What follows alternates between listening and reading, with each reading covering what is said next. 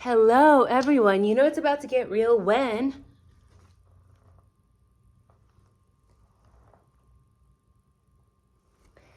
the special police chief fry hat comes out. We have a lot to cover today. We need to talk about this 911 call. So, Nika here with your daily neuro nugget. Congratulations, by the way, we made it to hump day. So to celebrate, I'm gonna have te conte.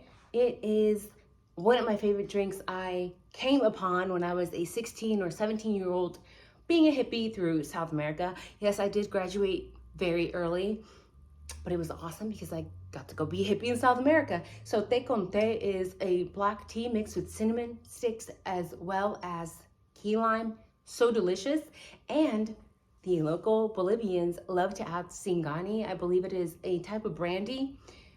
I did not add the brandy because I have to work later. So we'll skip that. But it is actually very, very tasty, very, very warming. Of course, the cinnamon and the brandy.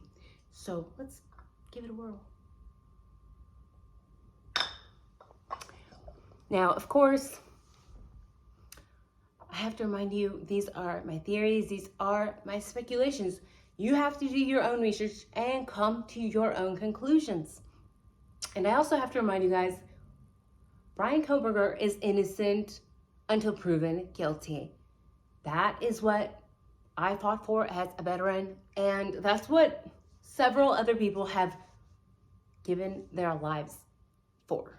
So it is quite unfortunate to see people just coming to the conclusion that he is guilty, although very little evidence has actually been released. So that goes to show also the IQ of our country dropping, and that is a fact. Sad. Now, we need to talk about this 911 call because there are yet so many unanswered questions, and 16 months in, I have not forgotten. I am keeping notes, mental notes, paper notes, type things, legal documents I have sent to people all over, just in case. It's good to have a backup. Now, this 911 call,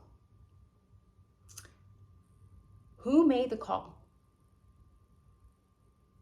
8 hours after the crime allegedly took place, right? Who made the call? Was it Hunter? Was it Bethany? Was it Dylan? We don't know. It has all been speculation. But why has it not been released? People have said, well, there's a gag order. But in every other case I've seen, the call is always released immediately. There is, of course, no transparency in this case. So, what are we to do? What are we to do?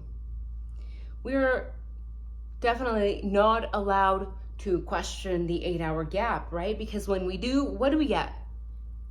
A bunch of people attacking us in the comment section saying we are attacking these survivors, although allegedly they were not attacked. Therefore, they are not technically survivors now, are they? Would you agree with me on that one? Now, who actually used the phone to make the call?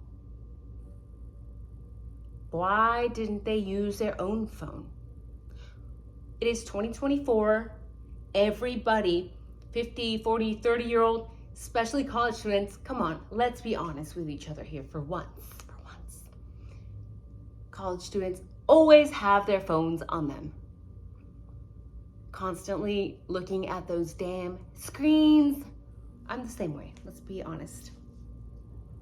So why is it that that random person that was at the crime scene used a phone potentially that was not theirs to make the call?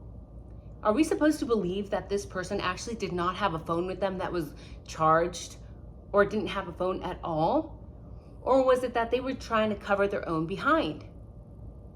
Is that the way they wanted to get out of being involved in the case? Well, I'm not gonna call from my phone. I'll just use theirs. I could see somebody thinking that way, especially a college student.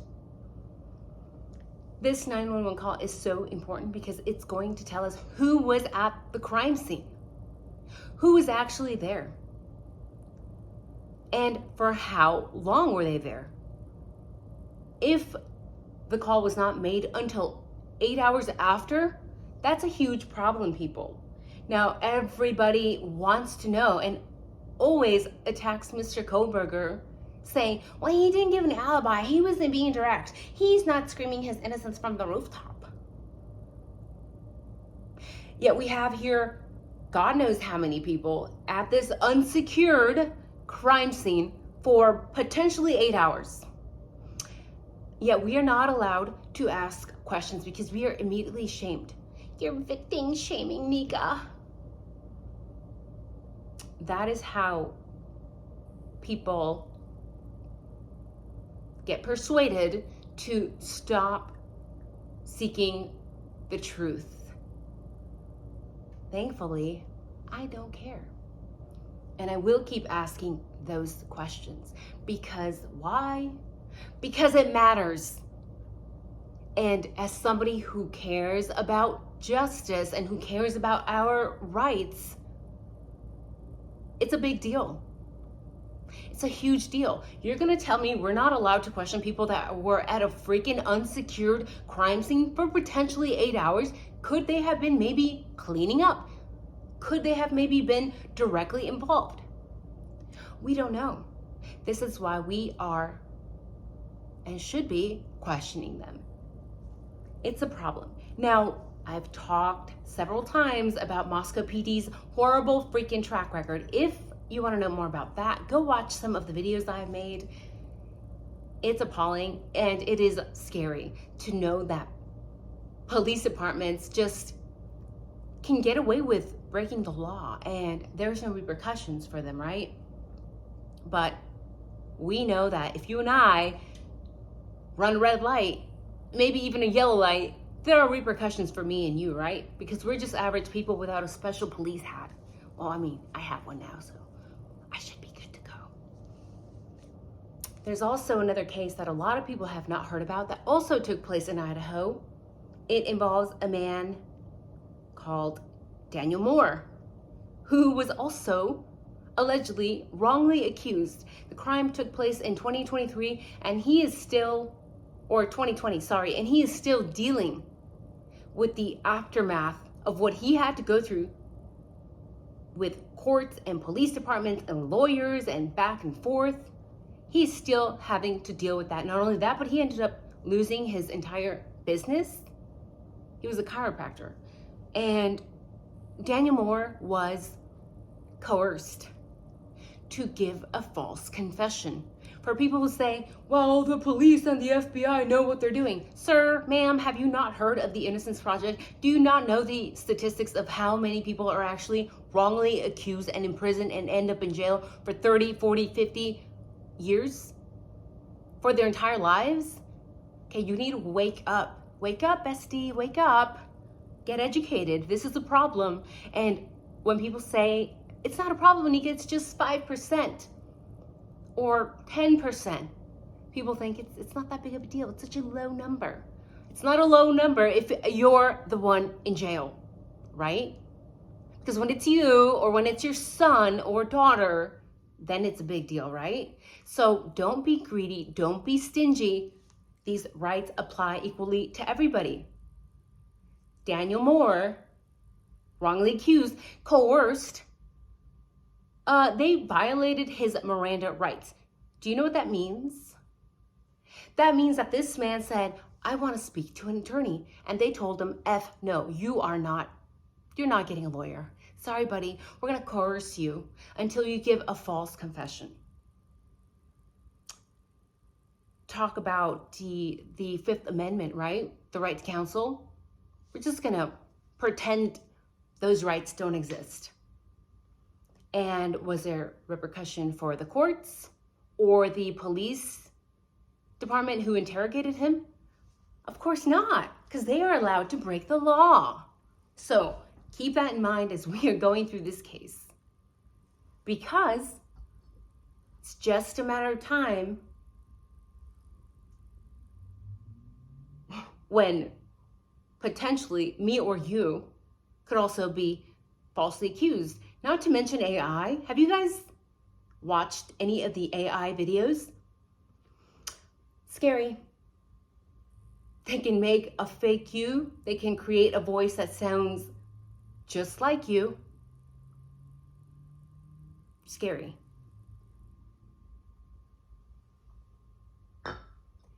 So we need to question these people. And what about the 911 call that is still being withheld when Brent Kopaka called? Is that not creepy? I think it's something that we should all be concerned about. Why? If you're watching from the United States of America, and like 99% of you are, by the way, I did see some of you guys are watching from Canada and across the pond. So thank you for watching. We need to keep tabs on these police departments. We need to keep tabs on these courts. There needs to be repercussions for everybody who's breaking the law. Okay? I did not serve my country to watch it go down in flames, basically.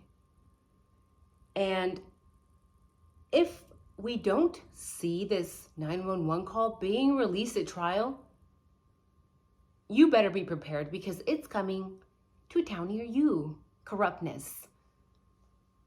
This 911 call could give us so much information on who was there, why were they there, how long were they there, did they have any involvement? And if that call is not released,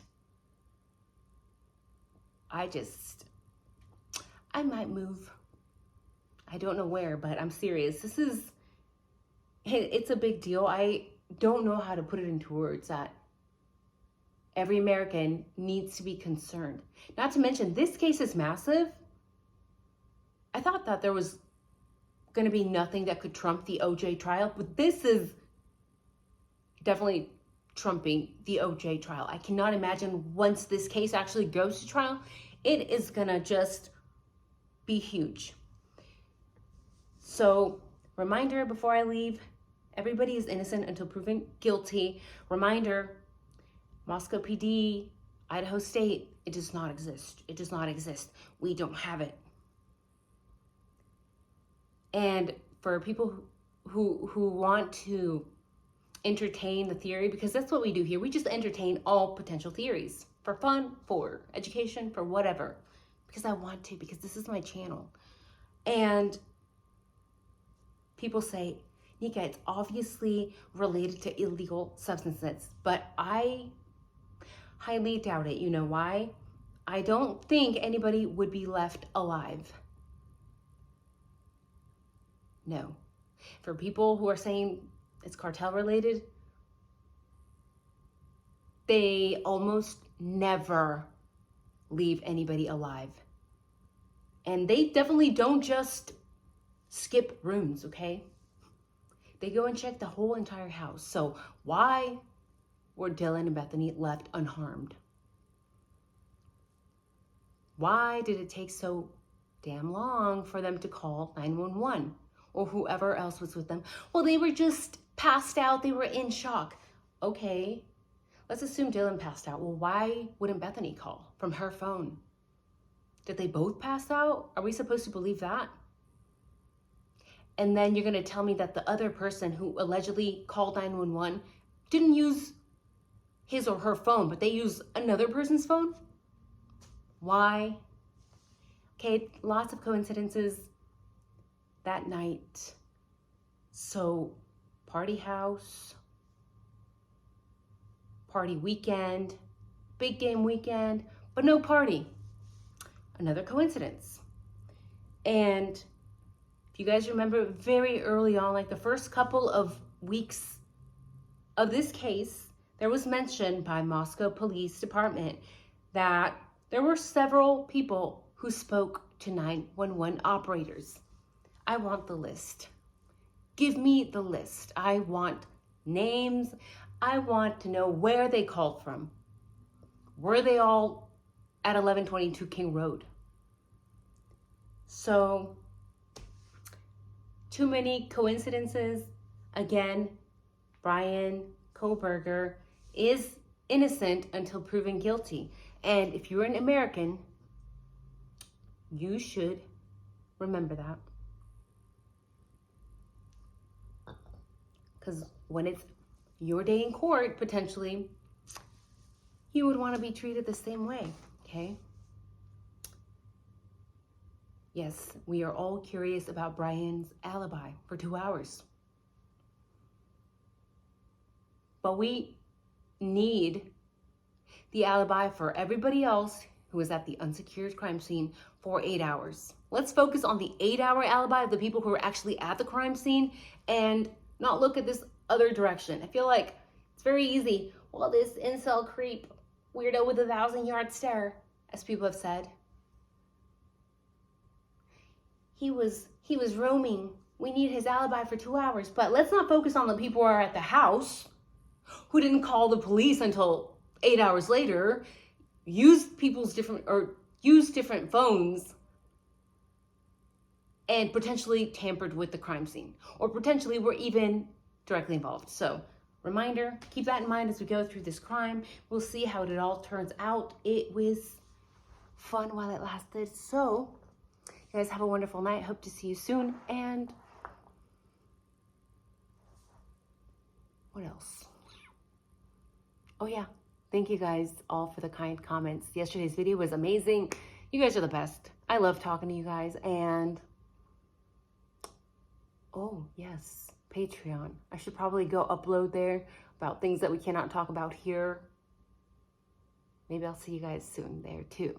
The link is in the description if you want to go check that out, because we know they like to delete videos when we talk about certain people on this platform. So you guys have a wonderful night. Take care.